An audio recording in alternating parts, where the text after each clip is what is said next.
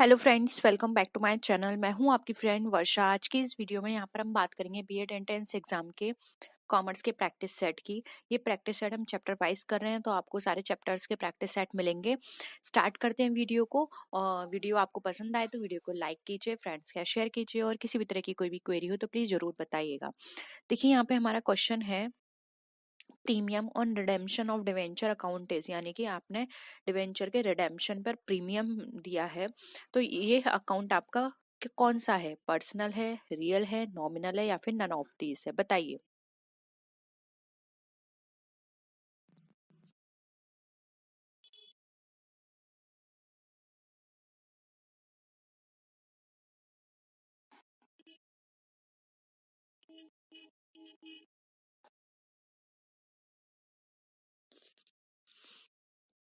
देखिए, premium on redemption of debenture ये आपका एक तरह से कैपिटल अकाउंट हो गया, और कैपिटल में भी ये आपका, अगर हम बात करें तो ये हो गया आपका रिप्रेजेंटेटिव वाला, यानी कि आपके किसी भी पर्सन की कुछ रिप्रेजेंटेशन को ये बता रहा है कि कोई आपका रिप्रेजेंटेटिव पर्सनल अकाउंट ओपन हुआ है। तो ये आपको पता चल गया कि अब इस तरह के अकाउंट आपके कहाँ शो किए जाते हैं, रिप्रेजेंटेटिव पर्सनल अकाउंट में। तो यहाँ पर ऑप्शन ए राइट आंसर हो जाएगा। ये हमारा पर्सनल अकाउंट है, ठीक है। नेक्स्ट क्वेश्चन पर आइए। The rate of commission payable on the issue of shares should not exceed, यानी कि आपने शेयर के इश्यू करने पर जो भी कमीशन दिया था वो किससे ज्यादा नहीं होना चाहिए? 2% से, 3% से, 2.5% से, या फिर 5% से? बताइए।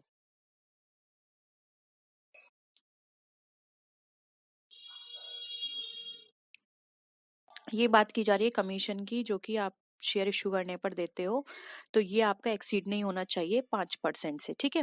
ऑप्शन क्या हो जाएगा? डी राइट आंसर हो जाएगा। नेक्स्ट क्वेश्चन देखिए। The law limits the commission payable on the issue of debenture to. Debenture के इश्यू पर जो कमीशन की लिमिट है वो कितनी है? अभी आपने शेयर की बात की थी, अब ये डिवेंचर की है।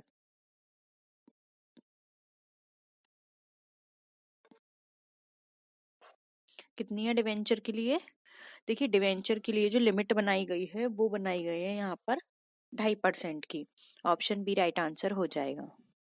नेक्स्ट क्वेश्चन देखिए। Interest payable on debenture is an appropriation of profits of the company, a charge against profit of the company, यानी कि आप जो डिवेंचर पे इंटरेस्ट पे करेंगे कहाँ से करेंगे? Transfer to sinking fund account, या फिर transfer to sinking fund interest account?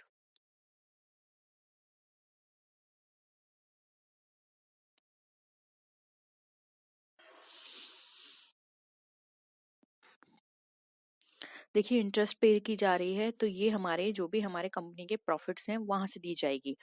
Option B right answer हो जाएगा, ठीक है। क्योंकि जो हमारे कंपनी के प्रॉफिट्स होते हैं उनको हम इस पर्पज से यूज कर सकते हैं। नेक्स्ट है debenture can be redeemed by. अब जो डिवेंचर्स हैं वो किसके द्वारा रिडीम किए जा सकते हैं? Purchase of own debenture in the open market, या फिर आप इनको कन्वर्ट करा सकते हैं शेयर्स में, या फिर कन्वर्ट करा सकते हैं न्यू क्लास ऑफ डिवेंचर्स में, या फिर एनी ऑफ दी अबव? बताइए।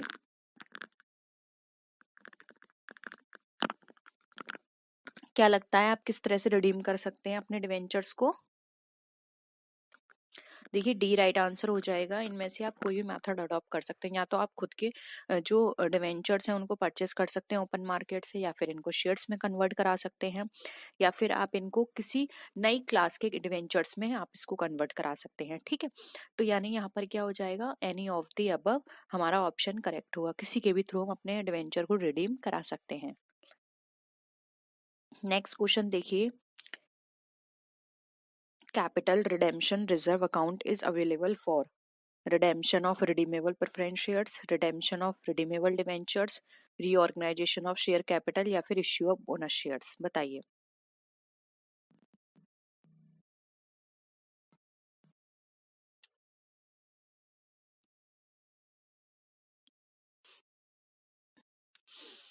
देखिए, कैपिटल रिडेम्पशन रिजर्व अकाउंट जो है वो प्रेफरेंस शेयर को रिडीम करने में हम यूज नहीं कर सकते हैं। और रिडेम्पशन ऑफ रिडीमेबल डिवेंचर नहीं, उसमें भी यूज नहीं कर सकते। Reorganization of share capital no, हम इसको यूज कर सकते हैं बोनस शेयर्स को इश्यू करने में। ठीक है, जो मैंने अभी और भी क्वेश्चंस कराए थे उसमें आपने देखा होगा, इस तरह का एक और क्वेश्चन आया था, वहां भी मैंने आपको बताया था कि बोनस शेयर्स जो हैं वो हमारे पास जो भी कैपिटल रिडेम्पशन रिजर्व है हम उससे वो उसको इश्यू कर सकते हैं। ठीक है, नेक्स्ट क्वेश्चन है any balance in share forfeiture account after all the forfeited shares are reissued should be, option है added to the paid up capital, transfer to the goodwill account, C है transfer to the capital reserve capital, या फिर none of the above. कौन सा option आपको सही लगता है?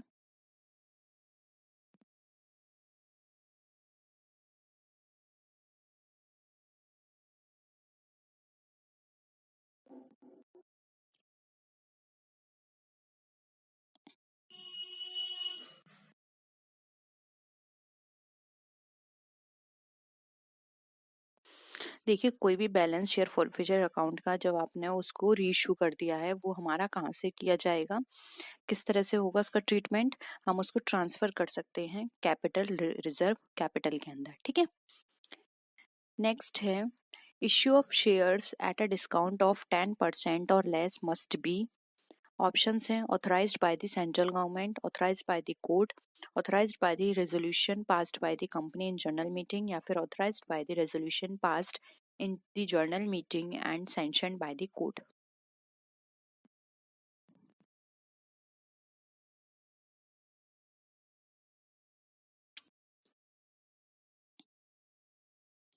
किसके द्वारा होने चाहिए ऑथराइज्ड? देखिए, ये हमारे ऑथराइज्ड होने चाहिए सेंट्रल गवर्नमेंट के द्वारा। ठीक है, जब भी हम अपने शेयर्स को 10% डिस्काउंट या इससे कम पर हम इश्यू करते हैं तो ये हमारे सेंट्रल गवर्नमेंट से ऑथराइज्ड होने चाहिए, तभी हम इसको इश्यू कर सकते हैं। नेक्स्ट देखिए,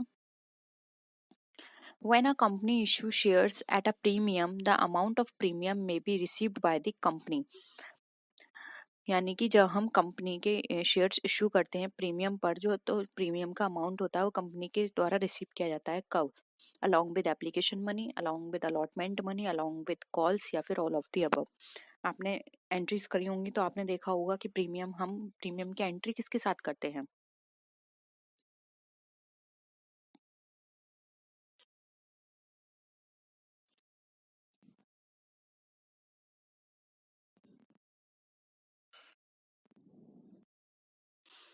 क्या हो जाएगा आंसर?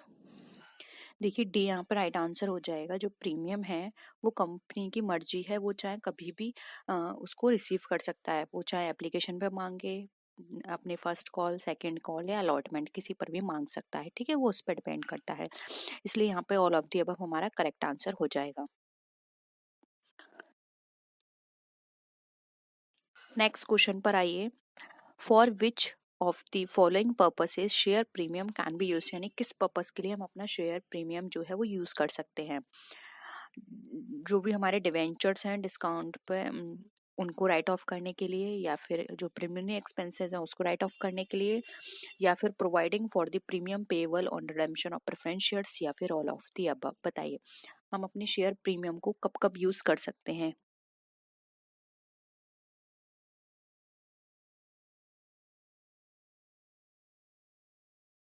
देखिए, इन क्वेश्चंस में से आपको किसी भी क्वेश्चन में डाउट है तो प्लीज बता दीजिएगा, हम उसको नेक्स्ट क्लास में अपने डिस्कस कर लेंगे, क्योंकि आपको कॉन्सेप्ट क्लियर होना बहुत जरूरी है। ठीक है, देखिए राइट आंसर हो जाएगा डी, जो हमारा शेयर प्रीमियम है वो हम इनमें से किसी भी पर्पज से यूज कर सकते हैं। अब चाहे हमें अपने डिवेंचर्स जो हैं डिस्काउंट पे इशू किए गए हैं उसको राइट ऑफ करने के लिए, हमारे प्रिलिमिनरी एक्सपेंसेस को राइट ऑफ करने के लिए, या फिर जो भी हमारे प्रेफरेंस शेयर्स हैं उनके रिडेम्पशन पर जो भी प्रीमियम था वो प्रोवाइड करने के लिए। ठीक है, नेक्स्ट क्वेश्चन देखिए, इश्यूड कैपिटल इज, अब इश्यूड कैपिटल है वो पार्ट ऑथराइज्ड कैपिटल का जो कि इश्यू किया गया है कंपनी के द्वारा, या फिर वो अमाउंट कैपिटल का जो कि सब्सक्राइब किया गया है शेयर होल्डर्स के द्वारा, या फिर वो कैपिटल जो कि ऑथराइज्ड है कंपनी के द्वारा, या फिर नन ऑफ दी अबव। बताइए इशूड कैपिटल कौन सी है?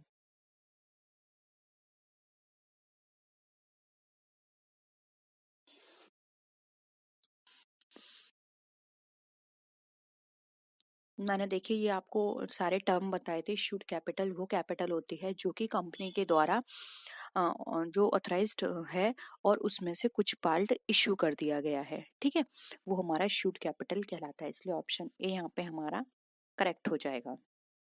क्लियर है क्वेश्चन? नेक्स्ट देखिए,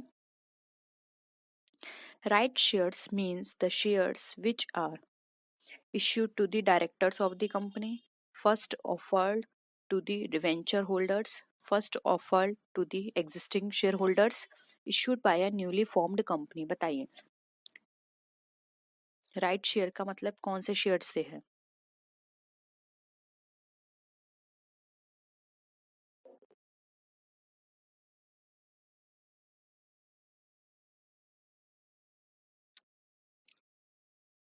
देखिए राइट शेयर्स का मतलब होता है वो शेयर्स है जो कि सबसे पहले एग्जिस्टिंग शेयर होल्डर्स को इश्यू किए गए हैं, ठीक है, या फिर उसको ऑफर किए गए हैं। वो यहाँ पे राइट आंसर हो जाएगा option D, sorry C. Option C यहाँ पे हमारा करेक्ट है। नेक्स्ट क्वेश्चन देखिए, एक कंपनी है जो कि डिफाइन की गई है कि एक कंपनी हैज बीन डिफाइंड, यानी एक कंपनी डिफाइन की गई है as a company formed and registered under this act और any existing company under section, यानी किस सेक्शन के अंदर किसी कंपनी को डिफाइन किया गया है आपको वो बताना है। स्टैटिक क्वेश्चन है, समझने वाली बात नहीं है, डायरेक्ट आपको लर्न करना है। Section 3 sub section 1 sub section I, ठीक है। नेक्स्ट है, अब आपको मैक्सिमम नंबर्स ऑफ मेंबर्स बताने हैं प्राइवेट कंपनी के। देखिए यहाँ पर इस क्वेश्चन के बाद बहुत सारे लोगों के कमेंट आएंगे, क्योंकि इससे पहले भी ऐसा हो चुका है। बच्चे बोलेंगे अब इतने हैं, पहले इतने थे। तो आप इस समय कंफ्यूज मत होइए। आपको पहले वाले भी जो 1956 के अकॉर्डिंग बताए गए थे और जो अब न्यू अमेंडमेंट के थ्रू भी बताए गए हैं, दोनों ही आपको याद करने हैं। एग्जाम में क्या होता है, ऑप्शंस के अकॉर्डिंग आपको देखना होगा। आप क्वेश्चन में ये नहीं कह सकते अरे क्वेश्चन गलत था, क्वेश्चन में 1956 नहीं दिया था, या क्वेश्चन में 2013 के अकॉर्डिंग नहीं बोला था। आपको ये देखना है कि ऑप्शंस में क्या दे रखे हैं। ऑप्शंस में अगर न्यू के अकॉर्डिंग भी ऑप्शन है तो आप पहले न्यू वाला चूज करना, लेकिन अगर न्यू वाला ऑप्शंस नहीं है तो आपको ओल्ड वाले ही ऑप्शन में से चूज करना होगा। इसलिए आपको दोनों याद करने जरूरी हैं, क्योंकि इस बार के पेपर में भी ऐसे ही हुआ था, पुराने वाले पूछे गए थे, ठीक है। तो बच्चों को पुराने और नए दोनों याद करने हैं। तो बताइए अब जल्दी से कि जो मैक्सिमम नंबर्स हैं प्राइवेट कंपनी के वो कितने बताए गए हैं? कितने हैं? 50। ऑप्शन बी राइट है, ठीक है। और अब कितने हैं अब वाले भी बता दीजिएगा अभी न्यू अमेंडमेंट के अकॉर्डिंग। नेक्स्ट है, एक public company has a minimum paid up capital of ₹4 lakh, 7 lakh, 5 lakh या फिर 1 लाख। बताइए एक पब्लिक कंपनी की मिनिमम पेड अप कैपिटल कितनी होनी चाहिए?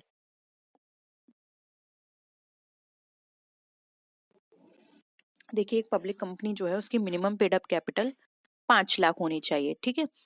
नेक्स्ट क्वेश्चन है, preliminary expenses are shown on the asset side of the balance sheet, liability side of the balance sheet, profit and loss account या फिर none of the above। बताइए preliminary expenses हम कहाँ दिखाते हैं?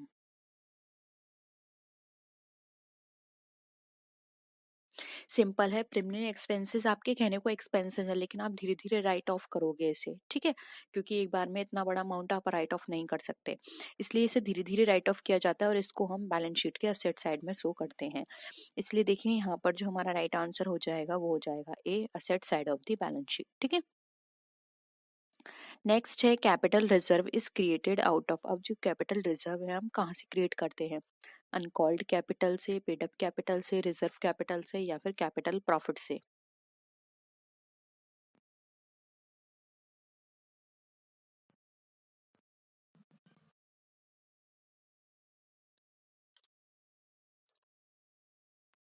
देखिए कैपिटल रिजर्व की बात की जा रही है तो ये हम कैपिटल प्रॉफिट से क्रिएट करेंगे, ठीक है। ये इससे हम क्रिएट नहीं कर सकते, ये कैपिटल प्रॉफिट से ट्रीट किया जाएगा, क्रिएट किया जाएगा, ठीक है। नेक्स्ट है, capital reserve is disclosed on the liability side of the balance sheet under the head. अब जो कैपिटल रिजर्व है किस हेड में आप डिस्क्लोज करते हैं? इन्होंने लायबिलिटी साइड तो बता दी कि लायबिलिटी साइड होते हैं, लेकिन किस हेड में होते हैं वो आपको बताना है। ऑप्शंस के अकॉर्डिंग भी आप इजीली बता सकते हैं। देखिए प्रोविजंस तो नहीं होगा, क्योंकि ये कोई प्रोविजन नहीं है। शेयर कैपिटल भी नहीं हो सकता, लायबिलिटीज भी नहीं। सिंपल है, रिजर्व एंड सरप्लस के अंदर ये शो किया जाएगा। ठीक है, नेक्स्ट देखिए, a company can buy back it's, एक कंपनी कर सकती है बाय बैक इट्स, अपने क्या कर सकती है,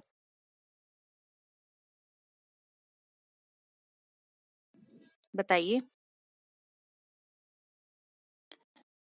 a company can buy back it's equity shares. ठीक है, अपने इक्विटी शेयर्स को वो खुद परचेज कर सकती है। नेक्स्ट है, आपको सेक्शंस बताना है कंपनीज एक्ट का, जहाँ पे रिस्ट्रिक्ट किया गया है use of the amount collected as premium on security, यानी सिक्योरिटी बेस पे आपने जो प्रीमियम कलेक्ट किया है उसके यूज पर रिस्ट्रिक्शंस बताई गई हैं कि ये यहाँ यहाँ यूज कर सकते हैं या नहीं कर सकते। वो किस सेक्शन के अंदर है, 78, 87, 83 या 77?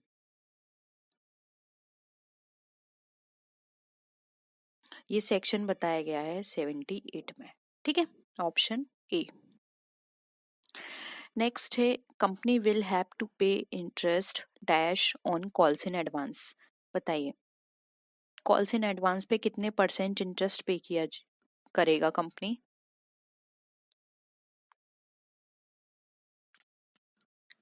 कितना हो जाएगा? देखिए, ये पहले के अकॉर्डिंग है, अभी मैं आपको न्यू बता देती हूँ, अभी है 12%। ठीक है, और पहले थी 6%।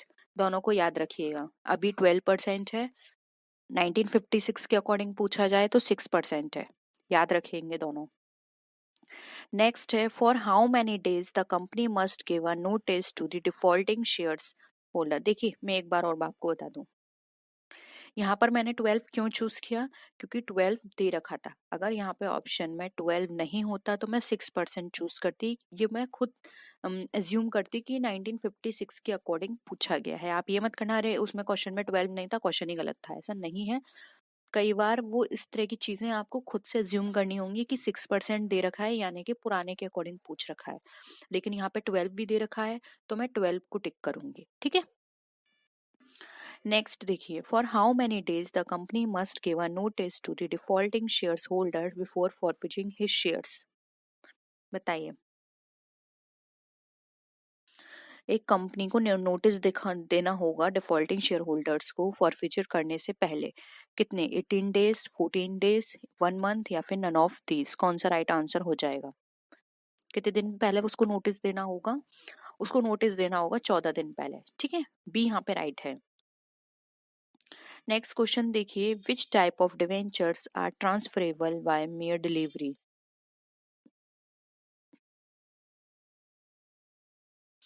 Redeemable debentures, bearer debentures, convertible debentures या फिर सिक्योर डिवेंचर्स?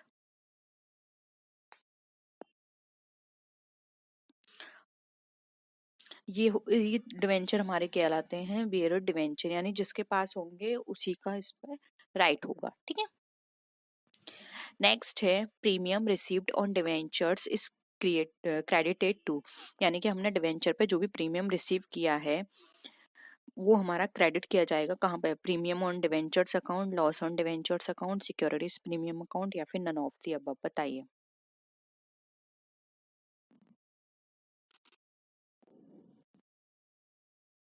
क्या हो जाएगा? सी राइट आंसर हो जाएगा, securities premium account. Okay, next देखिए, परचेज कंसिडरेशन हमारा कैलकुलेट किया जाएगा कैसे? वैल्यू ऑफ असेट्स में से जो लाइबिलिटीज अज्यूम्ड हम माइनस कर देंगे, या फिर value of assets plus liabilities assumed हम ऐड करेंगे। लाइबिलिटीज अज्यूम्ड में से हम वैल्यू ऑफ असेट्स को माइनस करेंगे, या फिर लाइबिलिटी अज्यूम में से हम करंट असेट्स जो है उसको ऐड कर देंगे। बताइए कब, किस इक्वेशन के थ्रू हम अपने परचेज कंसिडरेशन को कैलकुलेट कर सकते हैं?